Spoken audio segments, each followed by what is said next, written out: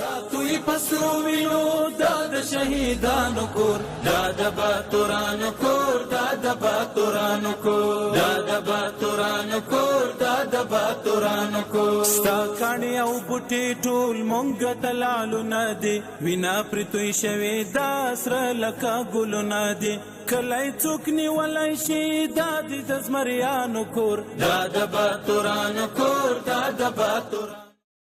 د لغمان ملي ټلویزیون درنو لیدونکو السلام علیکم. د نن شپې خبري ټولګي ته ښه راغلاست. نن یکشنبه د 1404 هجري شمسي کال د جدي یا مرغومي د میاشتې 28 نیټه وه.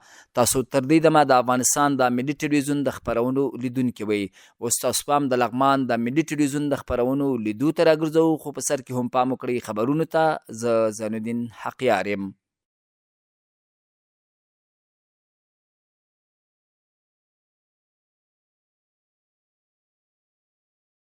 بسم الله الرحمن الرحیم.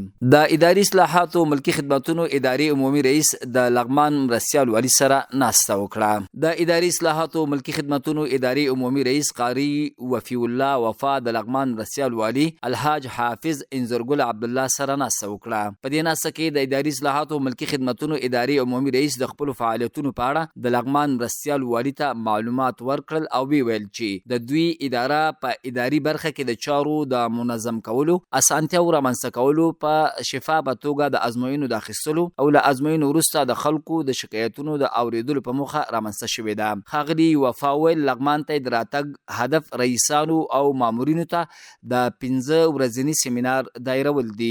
یاد سیمینار نن پیل شو او تر راتلونکي پنجشنبې به دوام وکړي. د لغمان مرستیال والي الحاج حافظ انزرګل عبد الله په لومړي سر کې د اداري اصلاحاتو ملکی خدماتونو اداري عمومي رئیس ته ښه راغلاست وکړ. نوموړي ډاډ ورکړ چې د لغمان د اداري اصلاحاتو ادارې سره پوره همغږي لري او هڅه کوي چې له دوی سره شته همغږي لا پیاوړې کړي ترڅو ازموینې شفافې واخیستل شي، د ادارو چارې منظمې شي او د مامورینو ظرفیت لوړ شي. باید یاد شي چې نن په لغمان کې د رئیسانو او مامورینو 15 ورځنی سیمینار پیل شو چې راتلونکي پنجشنبې به پای ته ورسیږي. لغمان کې د اداري اصلاحاتو ملکی خدماتونو ادارې لخوا د ادارو مسؤلینو، امیرینو او مالی اداري کارکونکو ته د ظرفیت لوړونې سیمینار جوړ شو.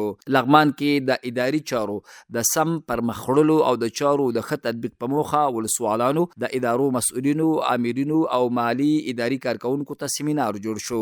یاد سیمینار پیل غونډه کې د اداري اصلاحاتو ملکی خدماتونو لوی رئیس قاری وفی الله وفا، د افغانستان د ملکی خدماتونو د انسټیټیوټ رئیس حافظ اسد الله هارون، مرستیال والي حافظ انزرګل عبد الله او د ملکی ادارو ټولو مسؤلینو برخه درلوده.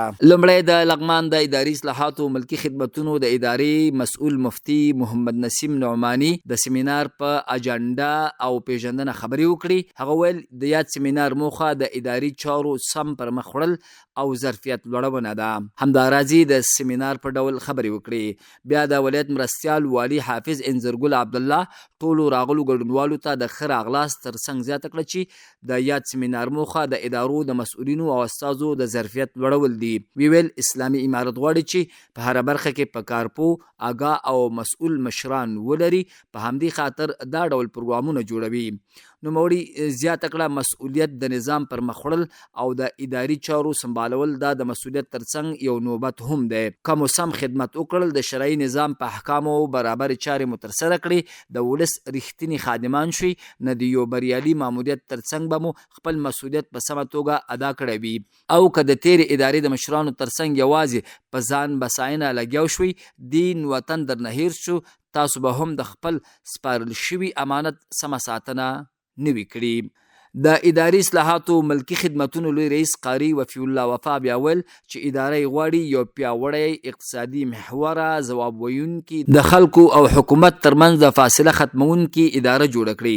په همدې خاطر په مرکز او ولایتونو کې د ادارو مسؤلینو او کارکونکو ته د ظرفیت لوړولو په موخه حضوري، انلاین او نورو اړینو لارو څخه په استفادې برنامې جوړوي. نوموړي ویل یاد سیمینار به 15 ورځې دوام او د ادارو اړوند پلان، نظارت، راپور لیکنې، سازماندهي، مدیریت او نورو برخو کې به معلومات ورکړل شي. د افغانستان د ملکی خدمتونو د انسټیټیوټ رئیس حافظ اسدالله هارون په خپلو خبرو کې ویل موږ له یوې سختې مرحلې الله جل جلاله کامیاب راوویستو. اوس یو بل لوی امتحان سره چې د شرعي نظام تطبیق، د وطن او ولس خدمت دی، مخته یوسو. دا چې خپل ولس او خلکو ته خدمت وکړو، خپل اداري سیستم او نظام پیاوړی کړو، نو په همدې پار د مشرتابه د پریکړې له مخې د اداري اصلاحاتو ملکی خدمتونو تر چتر لاندې د ادارو مسؤلینو کارکونکو ته د ظرفیت لوړونې سیمینار ورکول کیږي. د لغمان رسیال ولی د لغمان ولایتي روغتون څخه لیدنه وکړه. نن شپه د لغمان رسیال ولی الحاج حافظ انځرګل عبدالله چې د اقتصاد رئیس او د استخباراتو مرستیال ملتیا کوله، د لغمان ولایتي روغتون څخه لیدنه وکړه او د یاد روغتون له یو شمېر ډاکټرانو سره ناسته وکړه. په دې ناسته کې د لغمان رسیال ولی د ولایتي روغتون ډاکټرانو ته په خطاب کې ویل چې ټول باید خپل اعتماد وساتئ، په اخلاص د ناروغانو خدمت وکړئ، له ناروغانو سره له ښې رویې کار واخلئ، نوکریوالي منظمه کړئ او په وخت د ناروغانو درملنه وکړئ ترڅو صحتمند شي. په ورته مهال د لغمان ولایتي روغتون رئیس ډاکټر پاینده محمد سحاق د لغمان رسیال والي ته ښه راغلاست وکړل او ډاډ وکړ چې ټولې لارښوونې به یې مني، نیمګړتیاوې به له منځه وړي او د ناروغانو ښه تداوي به ترسره کوي.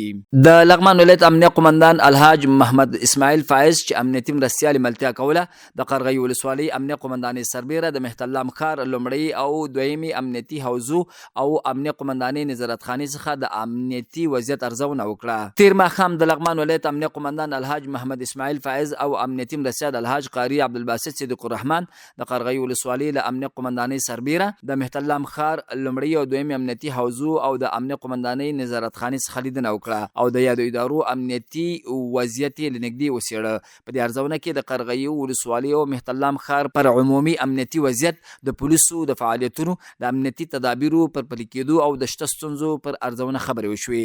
امنیه قمندان الحاج محمد اسماعیل فایز اړونده منصوبینو ته لازم سپارښتنې وکړي او ټینګار وکړ چې د خلکو د امنیت ساتنه، د عامه نظم ټینګښت او شپنیو امنیتي ګزمو پیاوړتیا ته جدي پاملرنه وشي.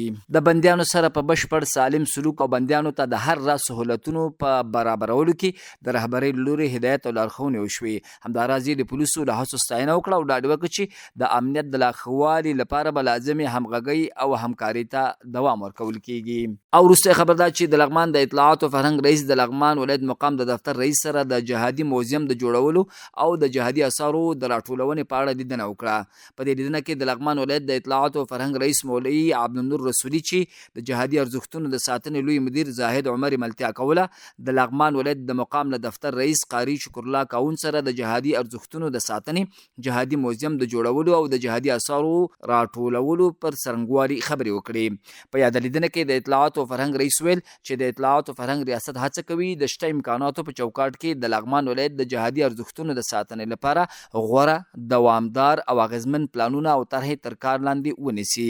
نوموړي زیاته کړه چې یاد ریاست په پام کې لري په لغمان ولایت کې یو ستر جهادي موزیم جوړ کړي چې د دې موخې لپاره د جهادي مسؤلینو، مشرانو، ډلګیو، محاذونو او ګروپونو همکاري اړینه ده څو خپل جهادي آثار د اطلاعات او فرهنګ ریاست د جهادي ارزښتونو د ساتنې لوی مدیریت ته وسپاري ترڅو په معیاري او خوندي ډول وساتل شي او د یو بډایه جهادي موزیم بنسټ کېښودل شي. د لغمان ولایت د مقام دفتر رئیس قاری شکر الله کاون د اطلاعات او فرهنګ رئیس ته د ښه راغلاست ترڅنګ د جهادي ارزښتونو د ساتنې او د جهادي موزیم د جوړولو په برخه کې د یاد ریاست هڅې وستایلې. نوموړي ویل چې جهادي موزیم باید د لغمان ولایت د جهادي مبارزو، قربانیو او تاریخي زیارونو یو ژوندی انځور پاتې شي او ټینګار یې وکړ چې دا مهم فرهنګي پلان باید په ښه ډول عملي شي. قاری شکر الله کاون همدارنګه ډاډ ورکړ چې د لغمان ولایت مقام به د جهادي موزیم د جوړولو او د جهادي ارزښتونو د ساتنې په برخه کې هر ډول همکارۍ ته چمتو وي. نوموړي زیاته کړه چې د خپل اتل شهید پلار جهادي آثار به هم په نږدې وخت کې جهادي موزیم ته وسپاري. درنو او قدرمنو لیدونکو، دا د دې ساعت خبرونه ستاسو له ملتیا مننه کوو. بریالي اوسئ.